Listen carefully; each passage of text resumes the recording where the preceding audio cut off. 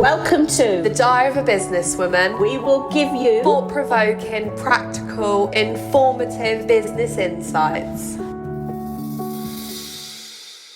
Hi everybody! Hi, welcome back for another episode, Diary of a Businesswoman with Charlotte and Christine. and Christine, yes. The duo that just keeps on giving. So, today's episode, we're going to do a bit of a comparison. Now versus then. Yes. I've got a quiz for Christine. I want to.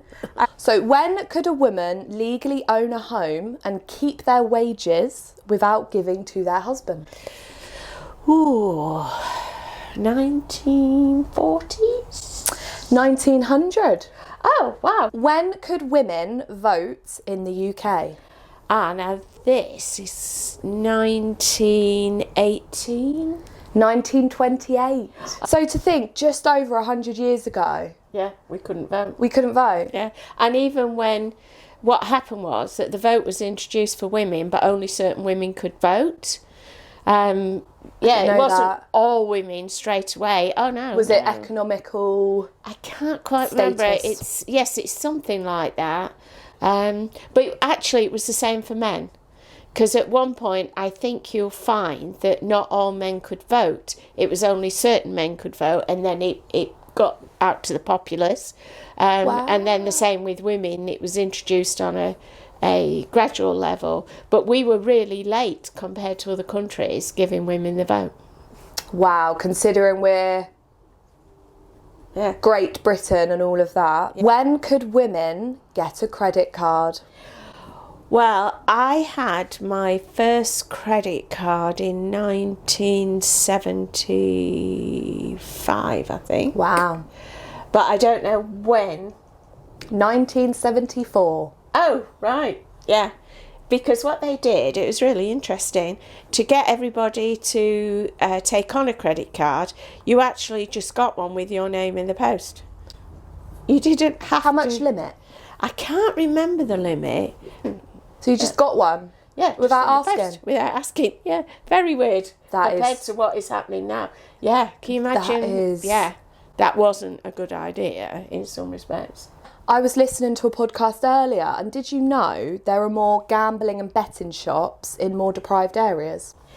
Yes, I did know that, actually, yeah. Which is awful. It is awful, yeah. Okay, last one, which I think is the most shocking, and any uni students listening is going to be horrified. Okay. When could women be served legally in bars and pubs? In 20s, I suppose? 1982. No. Yeah. Well, I could go in. Oh, wait so a minute. How old you was had I then? You had to be with a man. You had to be with a man to be legally served. Wow. Yeah. And then I guess there were probably places that did it a bit younger. Yeah. But that was when the law legally changed. At one time, when a woman got married, all her money transferred to the men. Yeah. And you had no choice about that. And I watched a drama, and it was about a young woman, and she was wealthy, but she'd not come from wealthy stock. There's a story behind that. But she refused to get married because she would lose control of everything. Her estate, it was just a house, but it was hers, and her money, so she just refused to get married. And the drama is around a man trying to bully her into getting married. It was really interesting. As a woman, how much control did she really have? She could have the house, but because of her circumstances, she was quite crafty. So good for her. Yeah, it was. Yeah. The other one, on the flip side, is that men were responsible for their wives' debts. Oh, I wish that was true. And that actually, I think if you look it up, is relatively recent that changed. So even if they were separated, if she ran up debts, the husband was responsible for it. So he was the one with the money and the control and everything. The puppy's here again. She is. 13-year-old puppy, but she acts like a puppy. Right. Oh, I get so distracted with dogs. So we've spoken about women. I think it's only fair now to give some men some recognition in this podcast. Yeah. And I think the number one change is men's mental health. Yes, I'd agree. To recognise that men do suffer with mental health, as we all physical feeling beings do. How has that changed in your lifetime? Massively, I would say. For the better? Yeah, definitely for the better. Men always had to appear strong. They weren't meant to, A, talk about emotion, or B, show it, except for through love. And, you know, that emotional love was fine. But actually to show any weakness was seen as being unmanly. And I can remember a friend of mine, and I was really shocked about this. She had a brief, it wasn't really an affair, it was a brief romance with someone. She was in Australia and he'd flown out to see her. And he cried when he left. And she thought that was appalling. That he should, and I thought it was lovely. I thought that she meant so much to him that she cried, and she wrote him the nastiest letter. You know, basically finishing their romance, and some of it was based on the fact that he'd shown this weakness, and I thought that was awful. And he really was a very nice man. I bet he never cried again. I don't know. He found a better partner, definitely. Seen my dad cry a couple of times. He cried when his sister died, to tell me that she died. Cried when we gave him a special gift for his 70th. Husband has always been a new man. He was really ahead of his time. I think that's probably why you work well together. Yeah. Because you both are the same, aren't you? Absolutely. Yeah. My dad got very sick and he had to have a triple heart bypass. And when my husband went to see him in hospital, he kissed my dad on his forehead. Yeah, and my dad was so touched about that. He did not see that as being a weakness. He was really touched. And it showed the affection that my husband had for my dad, which was really, really lovely. That is nice. Years ago, that would have been, are you two gay? Or and that other thing about gay being a horrible thing, it's the meaning of gay is happy. Absolutely. Yeah. Yeah, it was always the meaning of gay is happy. Well, it was all those horrible other terms they used. Yeah. But I was really lucky. When I was 16, I had a boyfriend, and he was talking about homosexuality, and he said, "Do you understand what it was?" And I was a very naive 16-year-old, and I said, "No, I don't, Mum and Dad say it's a sickness, and it's not nice." And he sat me down and he said, "I've got a friend who is homosexual, and this is what it's about." And it was wonderful. And so all my life from then, I understood that it was a good thing. It was not this horrible, nasty thing that should be brushed under the carpet. It was the way somebody was. And it could be loving and beautiful, the way it should be. Yeah, I think who you fall in love with is your business. Yeah. And you deserve to feel loved, to love, to be loved. You deserve all of that. And if whatever that looks like to you, go for it. LGBTQ+ people a chance to recognise their feelings and be accepted for who they are.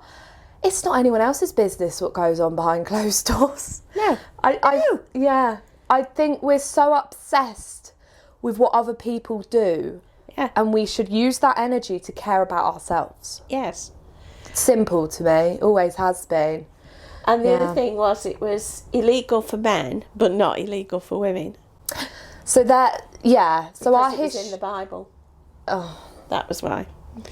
But yeah. Our history is always one-sided, whether that's the women at the dysfortunate end or whether it's the men suffering. It never seems to be equal. I think we're getting somewhere. We're not there yet. No, we're not. But we're getting somewhere. We're recognising, we're sharing information more easily than we ever have done. We can spread awareness and we can talk about emotions, which I think it was always seen as a women or emotional and as if it was a bad thing. Yeah, well, women were often diagnosed with hysteria. Hysteria, what a horrible word. Yeah, how bizarre. And they were diagnosed with it. I didn't know that. Yeah, and I won't tell you some of the terrible things they did to cure this hysteria. Oh. Very unpleasant. Oh, the therapies they tried to do. Electric shock therapy. Yeah. Well, also, to stop men being gay.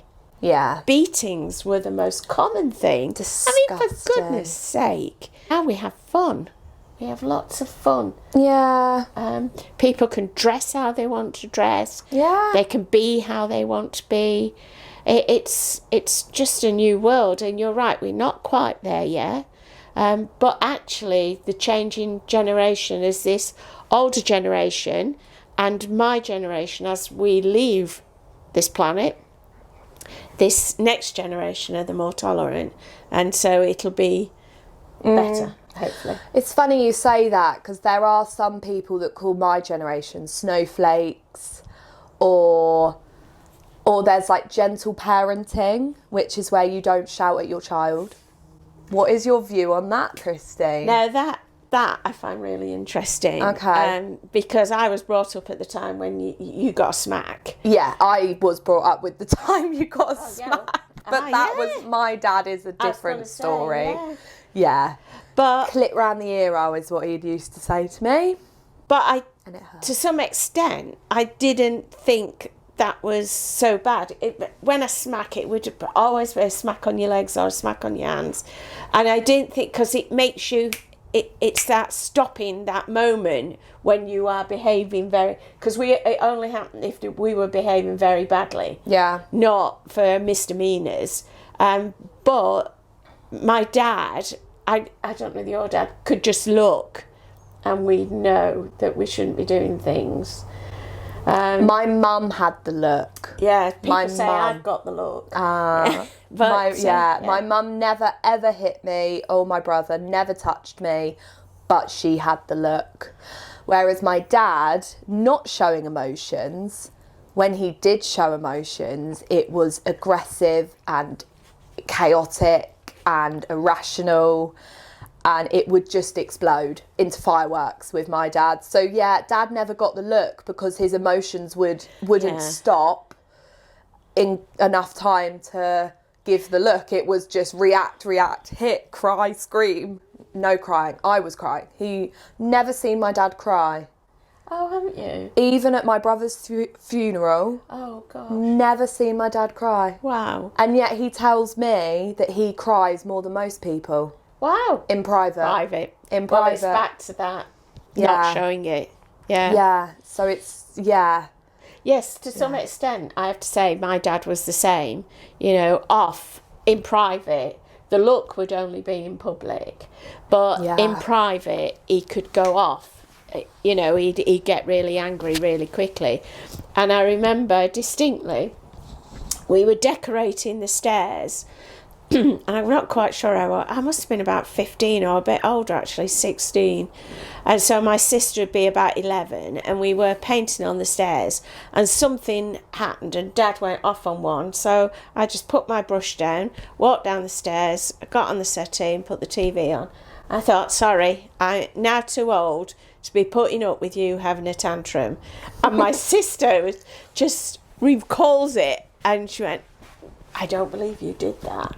And I said, well, there had to be a limit to make him think that just going off on one for some ridiculous, drip of paint or something. He wasn't specifically shouting at us. He was just having a tantrum, and I just thought, this is stupid. It's a waste of energy. Yeah. Yeah. In terms of emotions and things, I want to say what's very different now is neurodiversion, which some people know as ADHD, autism, which is where your brain is simply wired differently. And there is a lot. I am diagnosed with ADHD now. Did you know I have my diagnosis? I've told everyone that will listen. Typical ADHD there. But all it means is my brain doesn't produce enough dopamine in comparison to neurotypical people. So therefore I sort of I strive to produce dopamine in sometimes unhealthy ways. For me personally, it's been overeating. I've struggled with that. And something that's different now. Sorry, you did that sorry. so well. And I'm glad that now we are recognising, it's because of the technology we have to be able to see brains and sort of MRI scans and the difference all of our brains can be. But I'm just so glad now that we are learning about our brains and how they're different and how your environment impacts them. And we have labels for these things. So ADHD, attention deficit hyperactivity disorder. My dad says ABC because he can't remember. He doesn't get it. But I'm glad because back in the day, we'd have been locked in the loony bin. Yes, absolutely. Or just labelled as being disruptive, whatever. Because we had someone at school, and now I know that was his problem. He was called, and he'd been voted out of classes because he was so disruptive. He did join the Territorial Army because I bumped into him years later after I'd left school there, and they say that kind of atmosphere can actually be good. It is because it's clear. It's structure, routine. You've got authority, and your approach to risk. You've not got much awareness of danger. Right. Wow. So you can't comprehend the sort of dangers of going out to war or holding guns. So I can see how ADHD and the army is a good match. Yeah. As long as you're okay with that authoritative figure, I think. Because ADHD do struggle. They think it's their way or no way. Yeah. Yeah, you probably noticed that in me a little bit, Christine, over the years. So could I ask you a question, Charlotte? Please do. Dig deep. What did they do to diagnose it? So, hello. Your little face. Go on, lay down. Great question. Yeah. I will get to it. Yeah. Just her little head is here. That's okay. So, good question, Christine. What they do when they diagnose you is they do it in two parts. I'm 24, so I'm an adult now. So they look at my childhood as one section and they look at my adulthood as another section. And then they explore the different areas of ADHD, which can be hyperactivity and impulsivity, inattentive, or you can have a combined type, which is very contradicting because you can be really hyper and energetic on something, but then miss sort of the small details unless you care enough to overcompensate, which is what I've developed, is that overcompensating my schedules, my to-do lists, my diaries. I was an event planner for 5 years because I have the ability to see strenuous details. So what they do is they ask, and my boyfriend Luke had to do a massive form asking questions about me. Really? My mum had to do one. Wow. They ask, I'm not allowed to be anywhere near. They have to answer them themselves. Yeah. And the questions are more about examples of impulsivity, examples of hyperactivity. Can they keep a job? Do they switch between projects? What's their association with risk? And yeah, I have a lot of evidence in my life, my schooling being a big example. I really struggled with teachers, being told what to do, especially if I didn't understand the logical reason behind it. So those with ADHD and autism are very logical. You see things black and white. So yes, it was, gosh, how many questions? Over 100 different questions. Wow. Yeah, and it was hours and hours, and form filling took hours and hours beforehand. And it's exploring and giving evidence of that, being able to sit still, being able to concentrate. How are you with emotions? Those with ADHD are very, very intuitive and very empathetic. We feel things physically. Well, it feels physical to us. So as if you're telling me a sad story that's happened to you, I almost feel like it's happened to me, which is, I love my empathetic part of my personality. Yes. It really helps me to connect with my friends, my family, helps me to understand life that bit deeper. So yes, ADHD is my superpower because it just means I can see things that other people normally look past, and I can feel things so deeply, which can be overwhelming with losing my brother. The feelings of that I can still feel to this day, 9 years later.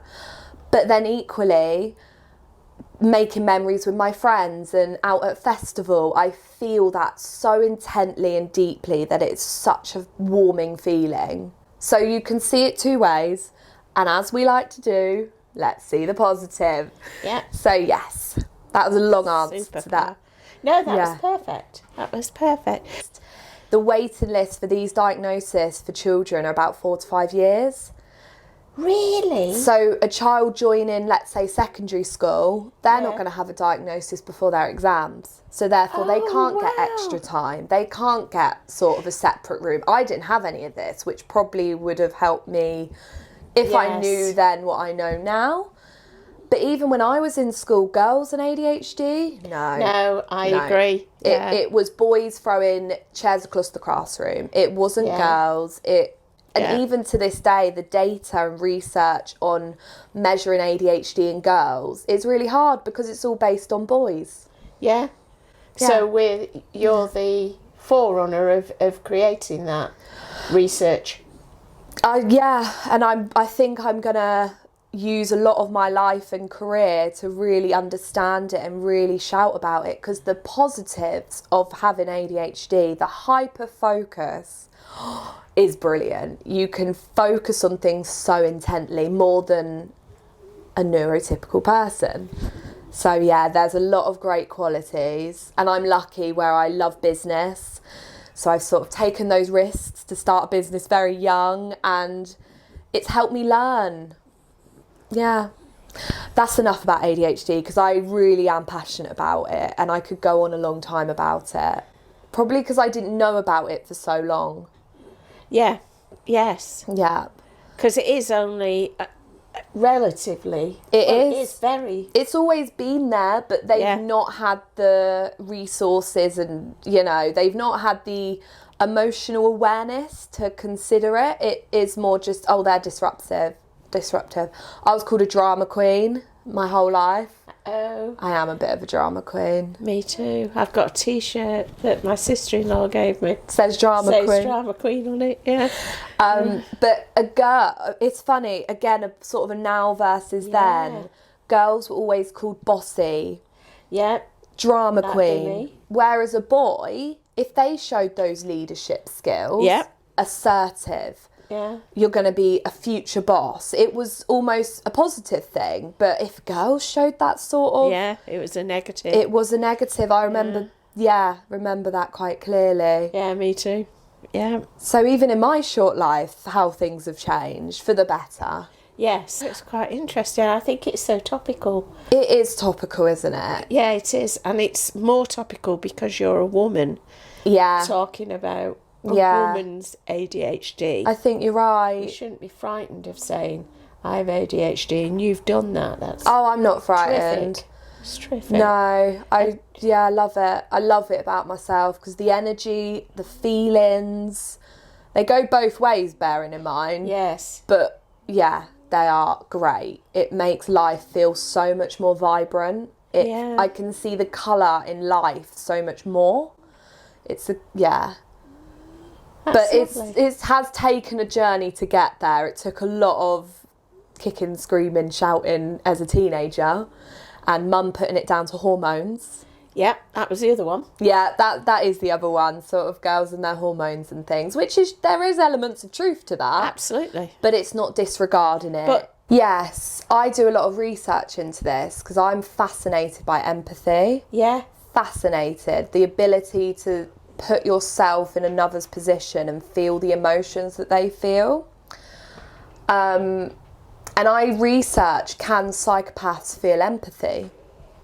And It's true, we are born with the capability, but if your upbringing, your environment, if it suppresses it enough, then you can't feel it. If anything, your brain lights up at the look of danger or someone getting hurt.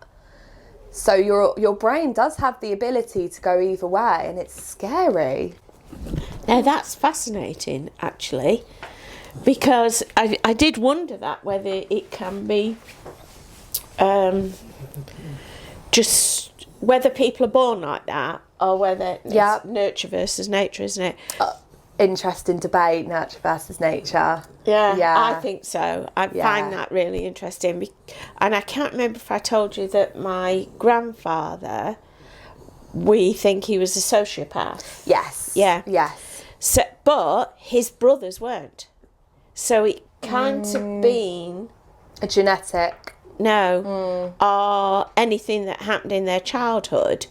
It was him. But he must have been okay at some point, because my grandma married him. Yeah, but then also people... He was in the army. Funny that. People that are sort of narcissists, sociopaths, they don't walk around with it on their heads. No.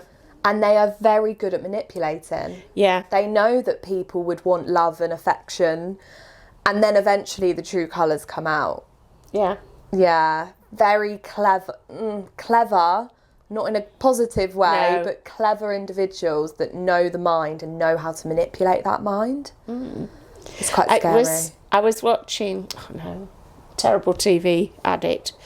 It was the FBI files, and they had a profiler on about this guy who had he'd manipulated people, and he killed or raped, I can't remember which, but she was saying that because being a sociopath, he couldn't read the room, and he thought that he could manipulate the room when he was in court, and he completely and utterly read it wrong, and the way he presented himself actually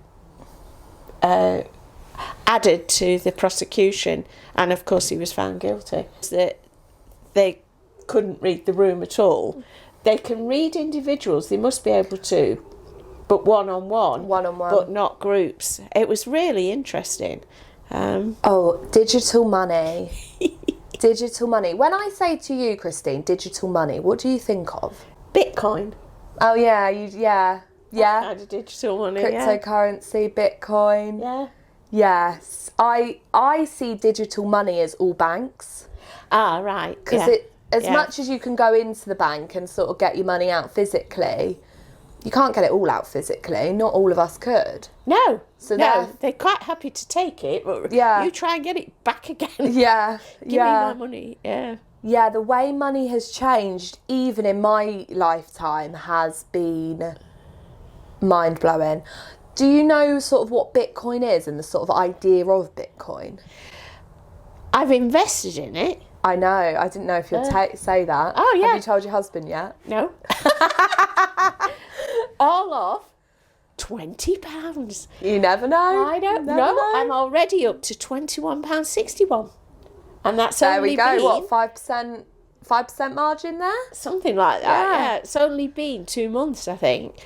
But it did drop below the £20, but only for a week.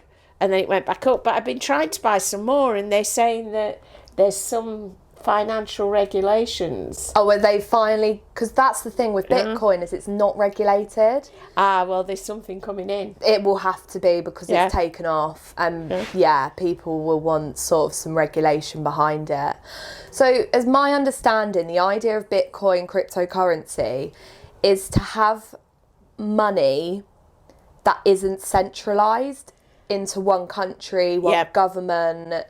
It's to have sort of that free-flowing money that isn't physical, which is where I struggle with it.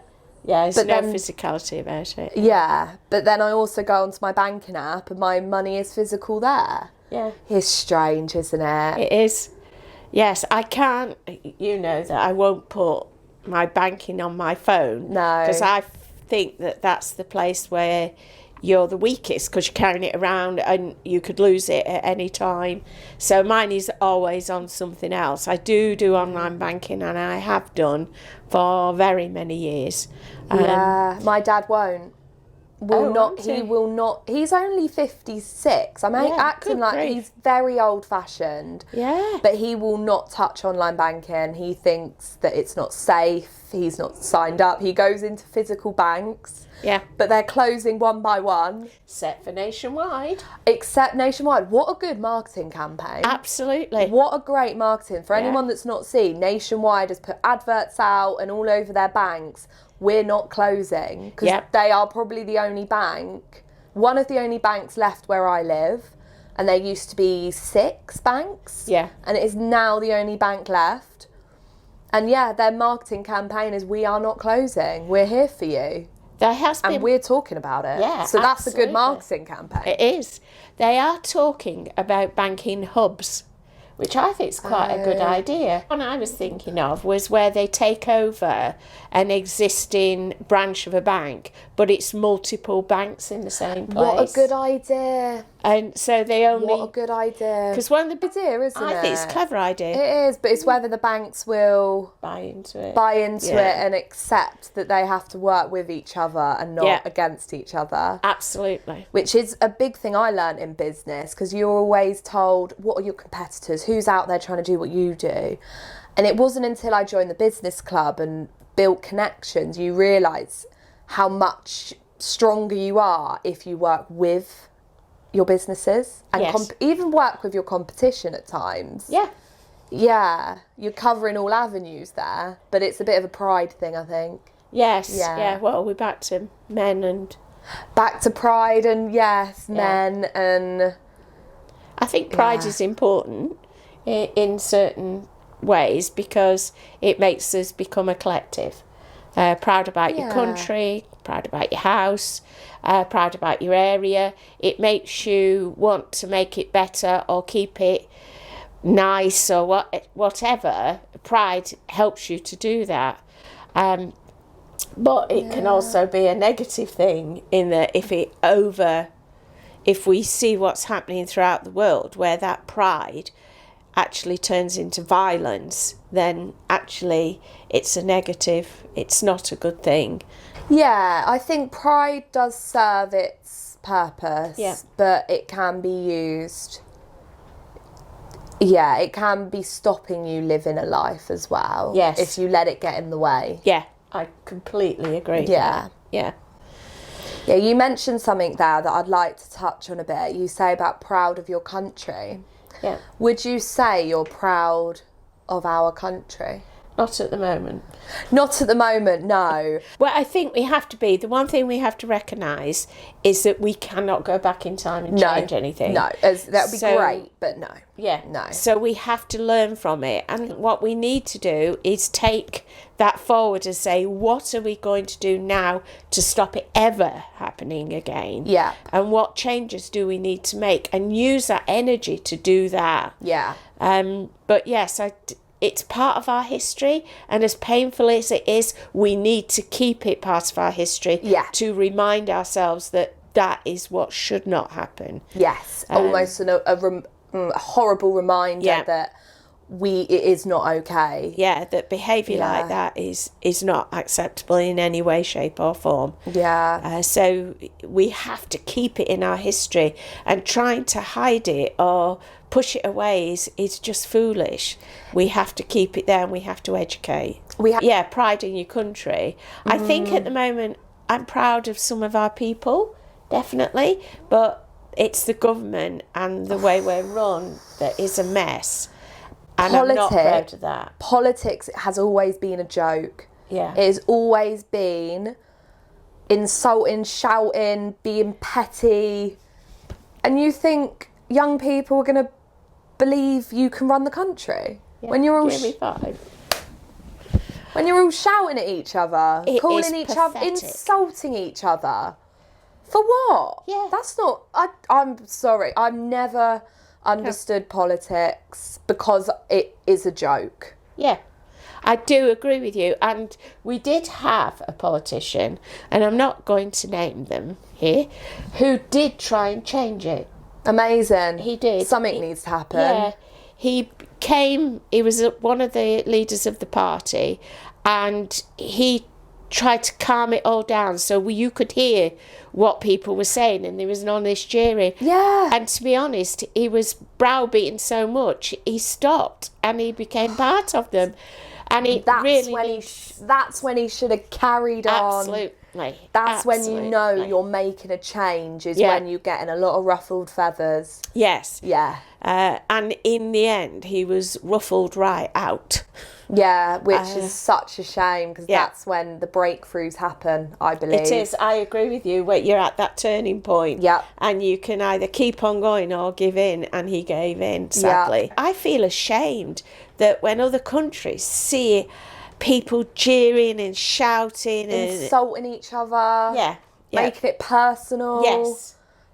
I want policies. I want things that work. I don't care if he's got his hair or her hair in a particular way, or she looks seductive the way she crosses her legs. For God's sake, I don't care. What I want you to do is do your damn job. Show what respect. You're paid for. Yeah, and you'll be respected. Yes. Yeah. Yes. People think it's a joke because they make it a laughing stock. Yeah, they do. Yeah. You could see why the television series Spitting Image was such a success. They had so much great material to work with. It's not hard though, is it? Yeah. It's like Private Eye. Some of those front covers are like, oh, can you say that?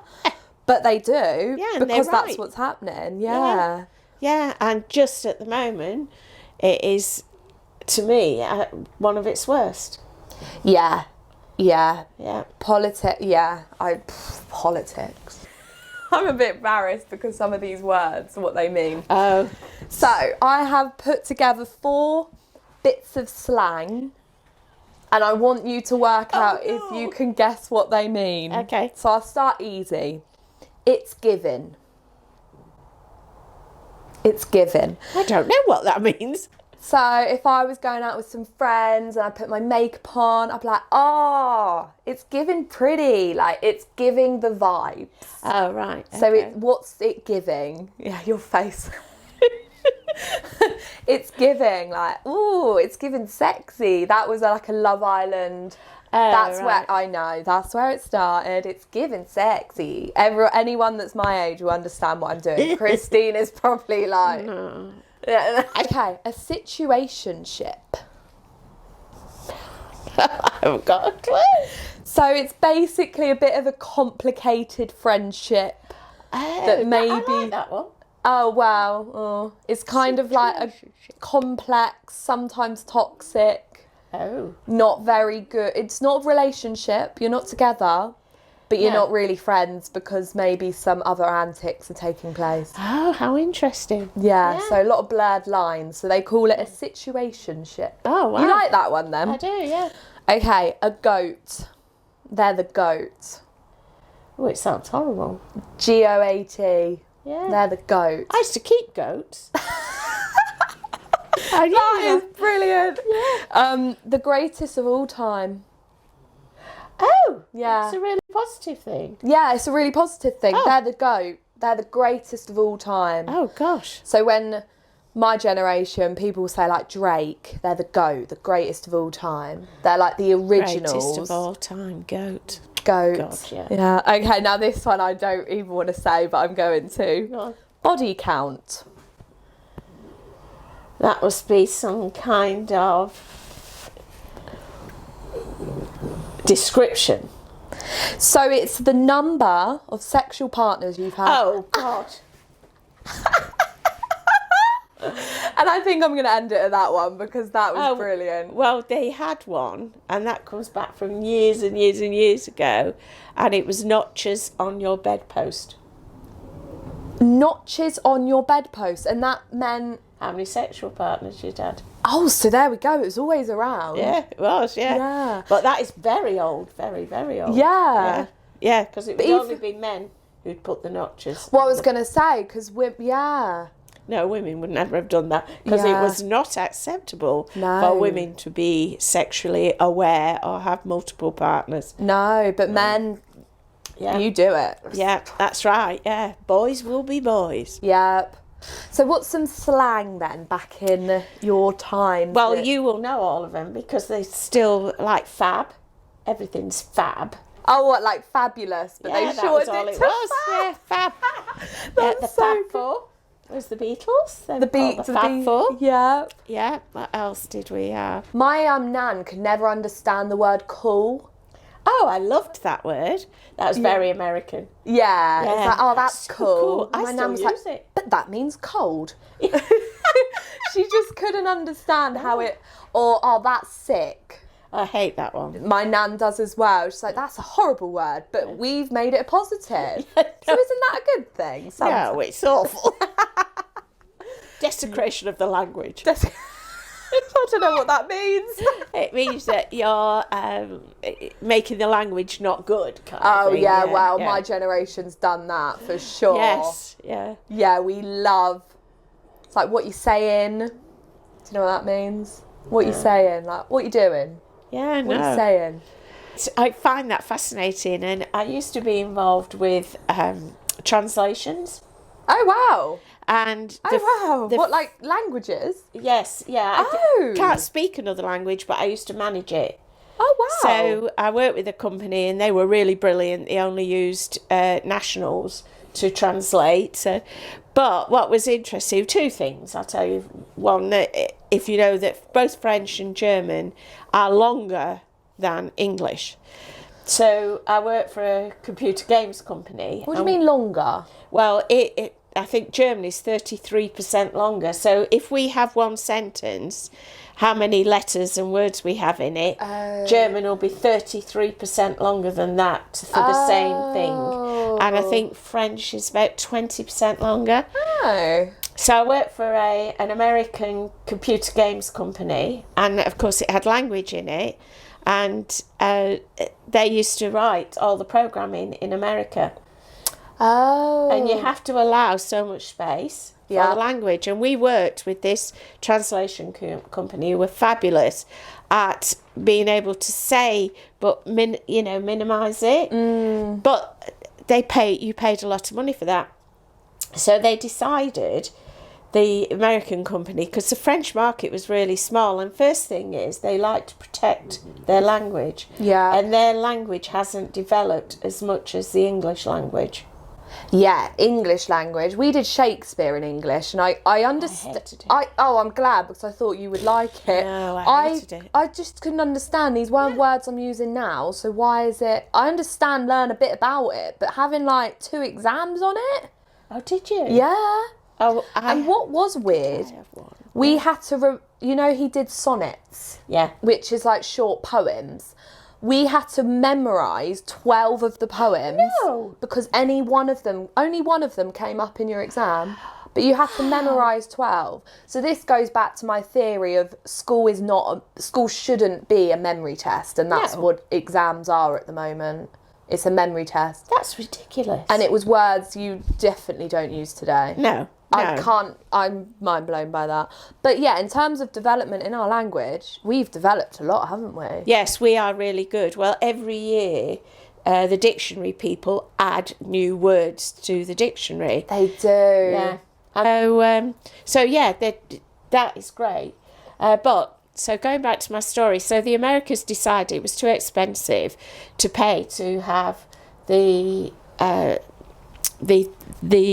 games translated into French, but you're not allowed to release things in France unless they are in French. Right. So they decided they'd have them translated in Canada, because some parts of Canada speak French. Oh, I didn't know that. Yeah.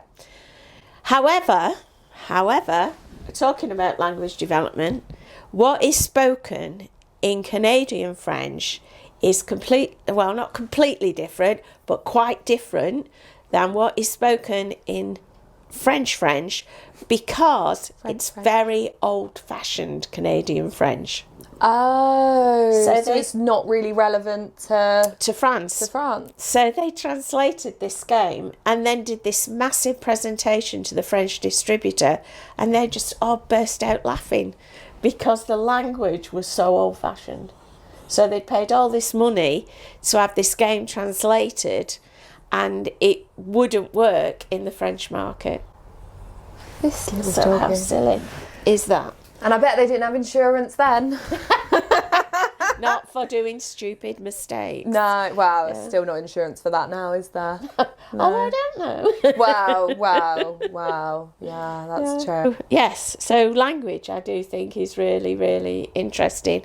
And the fact that we do embrace slang in this country is great, that we don't hold back on development. Yeah, no, I do think the computer and technology has helped that. Yes, I agree. Yeah, and TV. TV, sort of all medias really. Yeah. Yes, because that's how we pick up the American words. That's another thing that's changed a lot. TV, I bet. Oh God, yeah. I don't really watch channels. Oh yeah. Netflix, BBC, we stream, Netflix, BBC iPlayer for my EastEnders. I don't watch that. I used to like sit down at 7:30 and watch that, but now I can watch it at 6 in the morning. It's great. Yeah. Yes, I must admit I like streaming.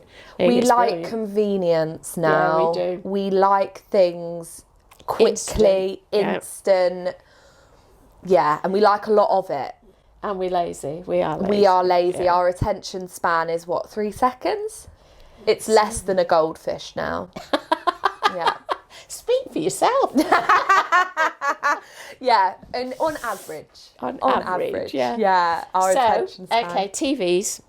We got our first TV, you won't believe this, the year I was born. My mum and dad were early adopters. How on earth they afforded a TV then? Yeah. Because they were really poor. They were massive. Well, the screen was about...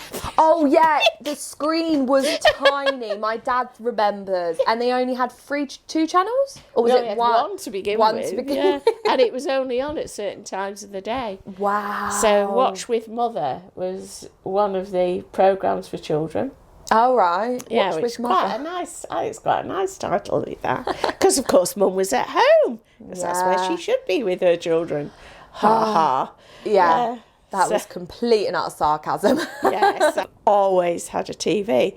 But weirdly, when I got married, and colour TVs were out when I got married, we had a little portable black and white for 6 years. And because we were young and we were out and we did not watch that much TV then. And if we wanted to watch anything in colour, we went round to our parents. But what did you do in the evenings? I went to the pub. Went to the pub? A lot. We went to the pub. You'd meet friends for drinks. We'd go out for dinner. We used to play squash or badminton. Cinema, that was a big one, wasn't it? Yeah. That was a big outing. Yeah, it was. Oh, I can remember. This will make you go, oh. My husband took me out on one of our dates and we went to see one of the James Bond films. Might have been Goldfinger, I think. No, you know what was sweet? In the cinemas, they had seats that were double seats. And he spent a good portion of the film looking at my face. Oh, no, I wouldn't like that. Oh, it was so No, cute. I'd feel like, oh, stop looking at me. No. It was so you could canoodle. Canoodle. That's an older word. Back row of the cinema, you could canoodle because you had these double seats. So people didn't go necessarily to watch the film; they went to canoodle. I won't tell you what I know some of my friends have done in cinemas. I can imagine. I haven't, but my friends. I have been Charlotte. And I have been Christine. And this is Diary of a Businesswoman, opening up our diaries to thought-provoking, amazing, wisdom-filled stories. So join us next time. And we look forward to seeing you then. So bye for now. Bye.